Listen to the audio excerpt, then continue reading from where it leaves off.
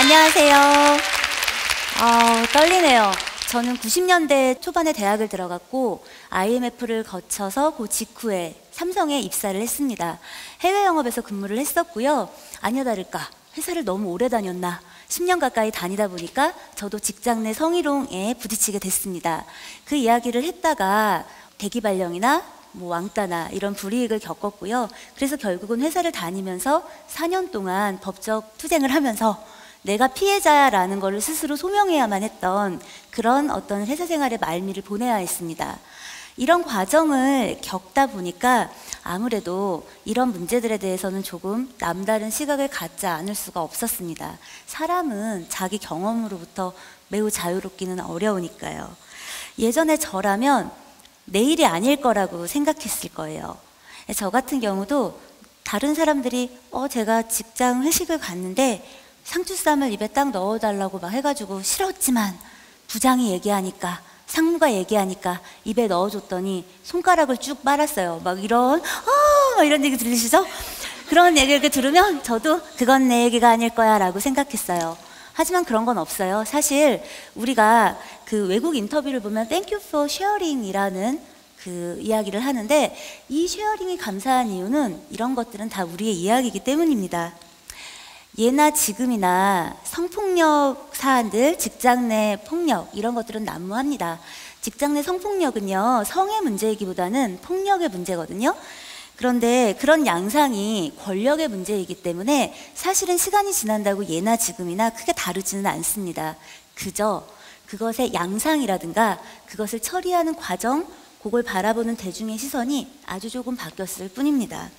그래서 그런 상황이 계속 되다 보니까 과거보다 오히려 요즘 들어서 피해자가 가해자로 둔갑하는 일이 굉장히 많습니다. 여러분 무고 들어보셨죠? 그렇죠. 명예훼손도 들어보셨죠? 그런 이야기들 속에서 우리들은 피해자가 스스로 어떤 상황에서 자칫 가해자로 둔갑하기도 하고 또 하지만 우리들 스스로가 그들을 우리가 도와줘야 될 어떤 사람들, 손 내밀어야 될 그 사람들을 가해자로 둔갑시키기도 합니다. 오늘은 그런 이야기를 해보려고 합니다. 제가 아까 왜 변호사라고 했잖아요. 저는 오늘도 하루에 한 2건 정도의 재판과 2건 정도의 상담을 하고 여기에 왔는데요. 매일 거의 일상이 이렇습니다. 이렇게 만나는 사건들 대부분에 저 길 가다가 성폭력 당했어요 사건은 사실 거의 없어요. 대부분 내가 생활하고 있는 공간에서 어떤 문제가 생겼어요 라는 이야기들을 들고 옵니다. 그러다 보니까 여기 문제가 있습니다. 성폭력의 시작부터 끝까지만 두둥 있으면 상관이 없는데 그 앞전의 상황에 가해자와 피해자 사이에 히스토리가 존재합니다. 그런데 이 히스토리 때문에 사실은 피해자는 어떤 문제가 생겼을 때 그 순간 싫어, 하지마, 뭔 짓이야 이런 대응을 잘 못합니다. 그리고 그뿐인가요? 이 문제가 지나고 난 다음에 피해 상황이 지나고 나면은 신고를 하기도 좀 어렵습니다. 왜냐하면 이해관계라는 게 있기 때문입니다. 관계도 내가 이렇게 하면 제가 나를 싫어하지 않을까? 이 관계도 사실은 이해관계 안에 포함되는 말이죠. 그래서 이런 상황들을 피해자가 이중고를 겪는 사이에 가해자는 어떠냐면 자기가 가해한 줄을 모르는 경우가 꽤 많습니다. 그래서 자기가 가해자인지를 아예 모르는 그런 사건들을 꽤 많이 만나게 됩니다. 한편 여러분들은 법을 얼마나 믿으세요? 법 믿으세요? 전 법 믿어요. 전 법 때문에 먹고 살잖아요. 그런데 법이 해결해 줄 수 있는 영역의 한계가 무엇이냐? 법이 우리 일상에서 일어나는 다툼 중 어느 정도의 수위에 다다랐을 때 이 영역에 개입을 할 것이냐를 좀 알고 있어야 합니다. 요즘은요, 성교육이 너무 잘 되어 있습니다. 성폭력에 대한 어떤 교육들도 많이 되어 있어서요, 피해가 무엇인지는 잘 압니다. 피해를 당하면 신고해야 하는 것도 압니다.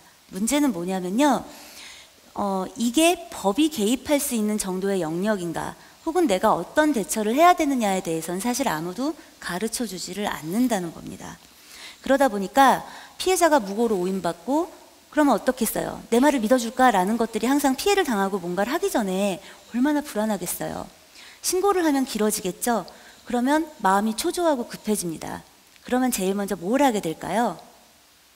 고민 끝에 하게 되는 첫 번째 액션이 전화를 하거나 방문해서 신고를 하는 게 아니라 SNS에 씁니다.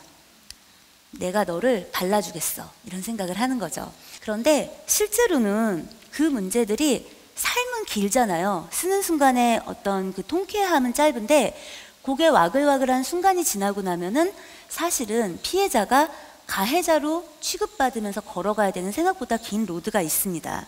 그래서 이런 식으로 우리 요즘 일상에서 피해자가 가해자로 둔갑하고 취급되고 하는 일들이 많은데요.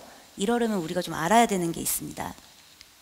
제가 특정 사건을 막 얘기하면 안 돼요. 왜냐면 변호사이기 때문에 어떤 사건을 이렇게 얘기할 수 없어서 제가 요즘 일어나는 사건들, 제가 상담했던 것들을 조금 짜집기를 해보았습니다. 그 문단내 성폭 사건이 작년에 많았어요. 올해도 많았고요. 그리고 실제로 문단내 성폭 사건에 기반해서 이제 어떤 제가 들었던 스토리들을 조금 개략적으로 희석해서 얘기를 해보겠습니다. 그 한 문학도가 있어요. 지망생입니다. 그런데 교수가 이제 막 수업을 해요. 일주일에 한 번 수업이 있겠죠. 강의가 끝나고 뒤풀이를 합니다. 요즘은 또 꼭 술을 먹어요. 뒤풀이에. 술을 먹고 집 방향이 같은데 데려다 줄게 막 이렇게 얘기를 합니다.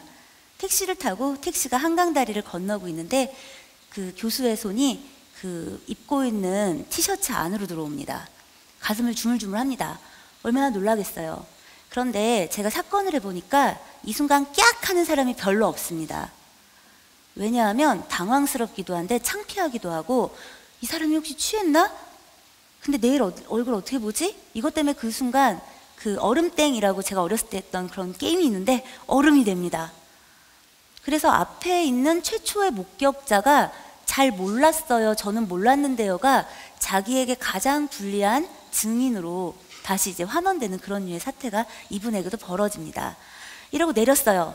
다음 날 자기가 학교를 가요. 그 다음 주 학교를 가요. 말할 수 있었을까요? 고민이 됩니다. 왜냐하면 속된 말로 저놈이 나의 등단의 입구에 키를 갖고 있는 거예요. 내 작품도 봐줘야 하고요. 나를 인정해줘야 되는 업계의 사람들과 엄청 친해요. 그럼 어떻게 되겠어요? 내 말을 아무도 안 믿어줄 것 같고 난 증거가 없고 그러니까 그냥 조금 시간이 지나갑니다. 신고를 안 하고 별 얘기를 안 하니까 교수가 이번에는 되게 유명 문인들이 모여있는 학회가 있어. 같이 갈래? 이렇게 얘기를 합니다. 제주도야 이렇게 얘기를 합니다. 그럼 어떻게 했어요? 가고 싶겠죠. 그 지망생을 저도 했던 적이 있는데요. 가고 싶습니다. 그래서 갑니다. 갔더니 여행철도 아니고 주말도 아닌데 리조트가 그러니까 썰렁합니다. 거기에 학회가 없어요. 그냥 교수의 지인 친구가 모여가지고 술을 먹는 자리에서 나는 뭐지? 여긴 어디? 이러고 술을 먹습니다. 많이는 안 먹었어요. 봤더니 떡하니 방을 하나 잡아놨어요. 여기엔 트윈 베드가 있어요. 트윈은 침대가 2개란 얘기예요. 교수가 얘기합니다. 내가 널 어떻게 하지 않아. 나 믿지? 이렇게 얘기를 합니다. 그래서 각자 자자고 얘기를 해요. 자다 보니까 눈을 떴는데 기분이 이상해서 눈을 딱 뜨니까 교수가 벗은 몸으로 내 몸 위에 있는 거예요. 막 그렇죠? 진짜로. 그래서 저도 막 들으면서 막 그래요, 맨날. 근데 그러니까 밀어내려고도 하고 막 이렇게 노력을 했지만 잘 안 됐어요. 그리고 돌아오면 신고가 됐을까요? 예, 머릿속이 복잡합니다. 너 왜 거기 따라갔어? 네가 조교야? 네가 부인이야? 너 동료야? 확인해봤어? 학회가 아니면 비행기 잡아타고 와야지 왜 그랬어? 이런 얘기가 머릿속에 왕왕 돌고 막 이렇게 전날 당했던 성폭행의 기억 속에서 그날도 별 대처를 못하고 돌아와서도 어떻게 하지를 못합니다. 그러면 수순이 있어요. 제가 직장 내 성폭력을 해보니까 혹은 조직 내 성폭력을 해보니까 첫 강간이 이루어지고 나서 대응이 안 되고 나면 그 다음부터는 당연하게 여깁니다. 그래서 슬쩍 도와주는 척하면서 작품을 봐주는 척하면서 문인들에게 소개를 해주는 척하면서 계속해서 성관계를 요구합니다. 2번 응해요. 왜냐면 안 응하면 불이익으로 돌아오니까. 불이익을 준다고는 안 합니다. 그 다음엔 어떻게 됐겠어요? 콘돔만 끼고 해줘요. 제발 저는 싫어요. 막 내색은 했어요. 하지만 안 됩니다. 임신할까봐 불안해요. 일단 그 기간이 지날 때까지 또 불안에 떨며 기다립니다. 그러다 시간이 지나고 나서 화가 나죠. 신고를 하고 알리면 어떻게 되냐면 그동안 너 왜 그 사람과 데이트했어? 이런 이야기가 돌아옵니다. 뭘 노리고 그거를 침묵했어? 라고 돌아옵니다. 실제로 제가 했던 케이스에 굉장히 전형적인 예고 아주 약간만 해석을 한 겁니다. 다른 예를 하나만 또 들어볼까요? 아는 오빠가 나오라고 합니다. 나는 혼자 자취를 하고 있어요. 나는 20대 후반의 여성이고 나는 좀 심심하기도 하고 다른 친구들도 나온다고 하니까 갑니다. 그 자리가 끝나고 마음이 좀 이렇게 통하고 소통이 됐던 남자가 있어서 연락처를 줍니다.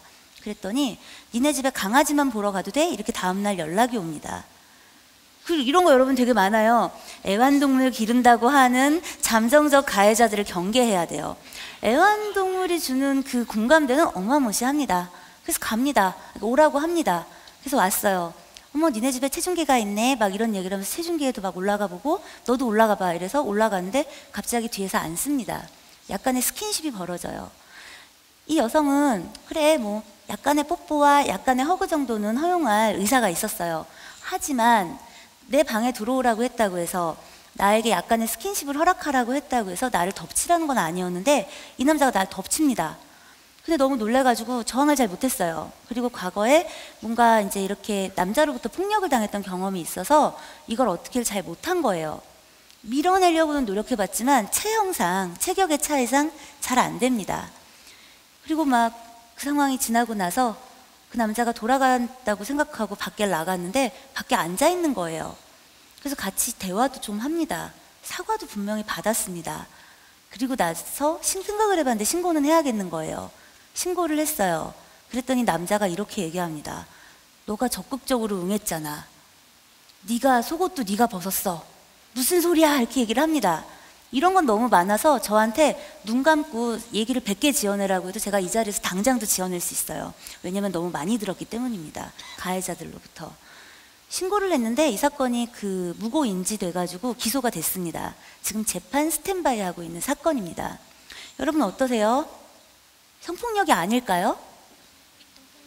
맞아요. 이건 성폭력이에요. 성폭력인데 여기선 문제가 있어요. 법이 의율해주는 성폭력이냐의 문제. 법이 의율하게 해주기까지 우리가 무엇을 해야 되느냐, 그런 문제들이 좀 남아있어요. 그래서 어떤 것들이 문제였는지를 우리가 조금 알아야 합니다. 요즘 성폭력의 특징이 있어요. 요즘 성폭행의 특징에는요, 지인 간의 성폭행의 특징에 자발적으로 피해자가 밀폐된 공간을 들어가는 일이 많아요. 노래방, 모텔, 호텔, 네 방, 내 방. 그런 일들이 많습니다. 왜냐하면 프렌십이라고 생각하고 아까 말씀하신 그루밍의 단계라고 생각하기 때문에 그렇습니다. 또 과거에 다른 점이 있습니다. 과거에도 그렇지만 술이 개입되는 경우가 되게 많습니다. 그래서 양쪽 다 술을 먹었기 때문에 그 술을 먹는 과정에 대해서도 엄청 민감합니다. 그런데 예나 지금이나 다르지 않은 게 있어요. 어떤 걸까요? 예나 지금이나 이 그루밍 되는 과정에서 나 싫어라는 표현을 명징하게 잘 못합니다. 왜냐하면 이 다음에 무슨 행동을 할지 모르잖아요. 이 사람이 그냥 여기서 멈출지 더 하려던 건지 아니면 그냥 친해하고 허깅을 하는 건지 아니면 허깅을 한 다음에 내 옷을 훌떡 벗길 건지 모르는 상황에서 어떡하지? 그리고 이거 뭐지? 이런 일들이 되게 많이 일어납니다. 뿐인가요? 선뜻 신고를 못하는 것도 예나 지금이나 마찬가지입니다. 아까 말씀드린 그 망할 놈의 이해관계 때문에 그렇습니다. 그래서 법적으로 의율되는 그 지점들의 있을 것이냐의 문제를 좀 고민하고 고소를 해야 되고 어떤 것들을 좀 인내해야 되는 부분이 있습니다. 피해자가 가해자가 되지 않으려고 하면요, 자기 의사를 분명하게 한다는 게 굉장히 중요합니다. 물론 싫어라고 하는 것만으로는 범죄로 의율되지는 않습니다. 요건이 다르기 때문에. 하지만 그렇습니다. 두 번째는요, 법이 처벌해주는 성폭력의 범위를 알고 움직이셔야 돼요. 이게 민사적으로만 배상이 가능한 건지 형사적으로도 의율이 가능한 건지 아니면 그건 아니지만 사회도덕적으로 비난할 건지 그런 부분이 필요합니다. 세 번째는 여러분들 증거 모은다고 혹은 이해관계 때문에 애매한 관계를 좀 취하시는 경우가 많아요. 사건을 해보면요, 강제추행 강간 사건의 가해자가 나 얘하고 이렇게 친했어요 하고 나누는 톡 같은 거 엄청 많이 냅니다. 문자도 마찬가지고요. 다 불리하게 작용합니다. 네 번째는요, 피해자가 내가 말 안 해도 성폭력이니까 무조건 알아줘야 돼. 나한테 질문하면 다 너네 아웃. 이러면 안 됩니다. 불편한 질문을 감수해야 실체적 진실이 명확해집니다. 다섯 번째는 무작정 SNS에 호소하는 것은 위험합니다. 여러분, 통쾌함은 짧고요, 그 고통이 오래 갑니다. 피의자로 전환이 됩니다. 피해자에서. 피해자를 대하는 태도와 피의자를 대하는 태도가 엄연히 다릅니다. 그래서 자기가 유리한 위치에서 싸워야 하는데 일단 무작정 SNS에 호소를 합니다. 근데 그렇게 하지 않아도 합법적으로 오픈하는 방법이 있습니다. 합법적 테두리 안으로 사건을 가져오고요. 기자로 하여금 취재를 하게 하는 방법이 있어요. 제보를 하고.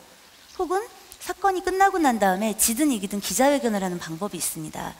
제가 그 박땡땡, 박유천 씨 사건, 그 두 번째 친구 여성 그 무죄 받은 그 사건, 그다음에 곽효아나 씨 사건, 제가 그 여성 측 변호사인데 그 경우가 이겼을 때나 졌을 때나 이제 할 말이 생깁니다. 인내는 길지만 대신 통렬하게 내 이야기를 할 수 있는 시간이 옵니다. 마지막은 저같이 떠드는 전문가의 자문을 좀 받을 필요가 있습니다. 신고를 하고 나면요, 피해자는 바로 가서 신고하고 바로 가서 진술하는데 가해자는 사법기관으로부터 연락받으면 자문하는 곳을 찾아가서 다 코치를 받고 옵니다. 누가 유리하겠어요? 가해자가 유리하겠죠. 이런 부분들을 알고 움직이셔야 그 무고로 몰린다든가 명예훼손으로 둔갑되는 일들이 좀 적습니다. 제가 한 가지만 딱 강조를 하고 싶습니다. 가해자가 난 아닌데 가해자를 몰리는 경우가 있잖아요. 그럴 때 예방하는 법 팁 하나만 얘기를 꼭 드리고 싶습니다. 이런 생각 하잖아요. 장미여관 같은 이제 그 분들이 부르는 노래 보면, 아, 내가 데킬라도 사주고, 내가 호텔비도 내주고, 그냥 가다니, 점점점 막 이렇게 하잖아요. 억울할 수 있어요. 사회 도덕적 비난이 가능할 수도 있겠죠. 하지만 그게 나를 만져도 돼, 섹스하고 싶어 해도 돼, 이 등가는 아니잖아요. 그러니까 그 부분이 설령 그 사람이 나한테 왜 나의 이 뻔한 호의만 받지라고 생각하면서 그게 나쁘다고 비난할 수는 있을지언정 그것이 우리 관계의 신체적 접촉의 진일보야 라는 착각은 지양해야 가해자가 되는 어떤 우려로부터 벗어납니다. 여러분, 그 가해자가 가해인 거를 모르는 그런 것들, 그래서 무고 고소, 명예훼손 고소는 피해자에게, 한때는 그루밍 되어가는 과정의 피해자에게 깊은 상처를 남깁니다. 그리고 자기가 했던 행동이 범죄로 인정받을 때는 가중처벌이 됩니다. 왜냐하면 판사의 심정엔 정말 나쁜 사람이거든요. 그러니까 그런 것들도 잘 알고 있어야 합니다. 그래서 누군가와의 관계를 진일보 발전할 때 우리가 서로를 바라보면서 괜찮아? 라고 잠시 물어보는 거 어려운 거 아니잖아요. 상대를 정말 좋아한다면, 상대를 정말 배려한다면 그 관계를 좀 더 녹립고 아름답게 가져가기 위해서 괜찮아? 라는 말 한마디쯤 연습하는 것도 괜찮을 것 같습니다. 마지막으로 피해를 입는 순간의 대처도 중요하지만 피해를 입은 후의 대처는 더 중요하다. 그 대처를 잘하려면, 그 순간에도 그 후에도 대처를 잘하려면 아는 것이 힘이다. 그러니까 조금 영리해지고 조금 더 부지런해지고 마음을 열고 용기를 갖자라는 말씀을 드리고 싶었습니다. 지금까지 이은이었습니다.